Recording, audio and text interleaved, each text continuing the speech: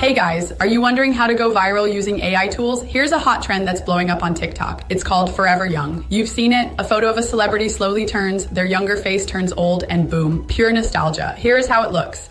Want to make one yourself? Easy. Here's how using Kling AI. First, find 2 good quality images on Google, one of a young version of your celebrity and one of them older. Try to keep the same aspect ratio, similar lighting or color tone, and make sure the face is roughly the same size and position in both images.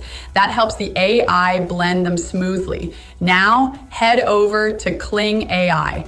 Upload the young image as your starting frame and the old one as the ending frame. For the prompt, type something like, "A man slowly turning around, aging from young to old."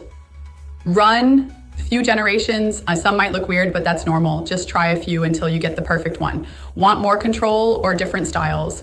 Try Freepik AI Generator 2. It has more models and lets you tweak things in different ways, not just like Kling. Once you've got your final AI clip, drop it into CapCut. You can add nostalgic music, text overlays, maybe even slow it down a bit for dramatic effect.